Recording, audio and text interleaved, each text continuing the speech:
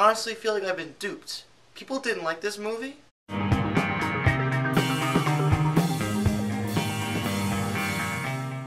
Snow White and the Huntsman. This film is a directorial debut of Rupert Sanders, and it stars Charlize Theron, Kristen Stewart, and Chris Hemsworth. And the film is basically the classic Disney tale of Snow White with a little dark twist on it. You basically have this kingdom that is ruled by a king and a queen, and they basically have a daughter named Snow White. Over some amount of time, the mother passes away, and the king comes upon this woman, this beautiful woman, who is Charlize Theron, and yeah, she's beautiful.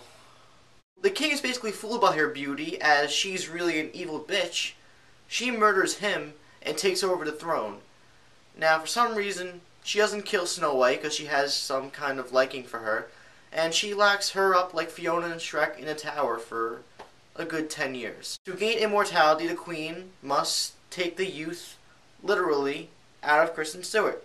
Since Snow White has been preparing for this for all her life, she escapes the tower, meets Chris Hemsworth the Huntsman, and thus we have this really dark, twisted, crazy tale. After taking a 5.5-minute drive home, I think that's enough time to observe my feelings on this movie. I really liked Snow White and the Huntsman. The good outweighs the bad, but I'm going to start with the good first. I thought the performances all around were pretty damn spectacular. I mean, Charlize Theron, who plays the queen in this movie, is really memorable and creepy and scary in this film. I agree with other people too that she was a little over the top at points. I want Snow White. I want Snow White! Chill out, woman! But seriously though, she was really good as the queen. Kristen Stewart. I have no gripes against her. I mean, she's not the greatest actress in the world, but she's not bad. And in this movie, while she did have that little weird, like, Kristen Stewart thing going on, that she was actually pretty good in this movie, and she actually smiled a little bit for once. And Chris Hemsworth, not gonna lie, I thought he was just gonna be another Thor knockoff in this movie, where because he has an axe, he's making sound effects. He was actually really good, and he had this really good Irish accent going on. I thought he would be typecasted for being like the Thor character now in movies, but you know what?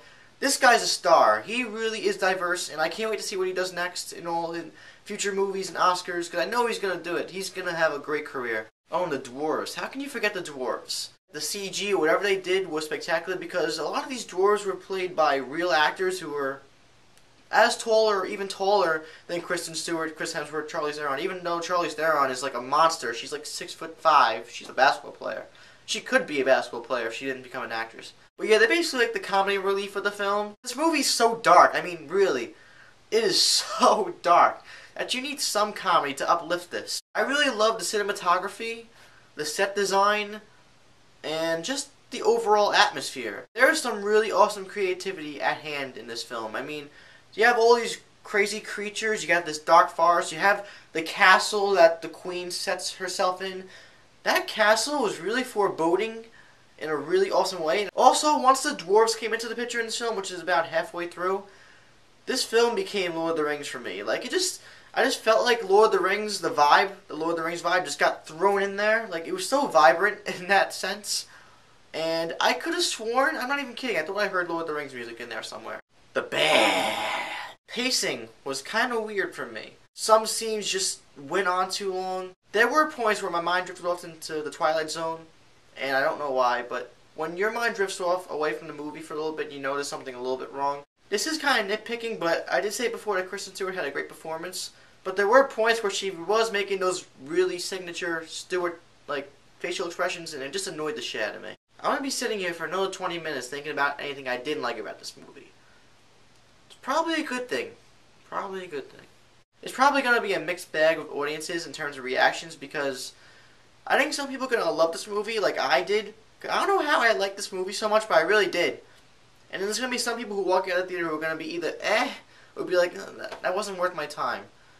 And it's not due to the acting, the cinematography, anything about the movie itself. It's one of those movies where not everybody's going to like it. So yeah, Snow White and the Huntsman is an engaging, emotional journey, roller coaster ride that I particularly enjoyed a lot. Solid performances all around, great atmosphere and cinematography, and Again, yeah, I was very engaged in the movie. I might need some more time to think about it, but I might actually buy this on Blu-ray when it comes out and watch it again. Kristen Stewart, you made a movie that I love. How is this possible? I'm going to give it a 3.5. It's a solid movie. I think if you're looking for something to see, go see it, please. Don't throw it away as like, oh, it looks stupid. Believe me, if you like Lord of the Rings or anything like medieval, like action, like you like roller coaster rides, go see this. If you enjoyed this review, please subscribe right there.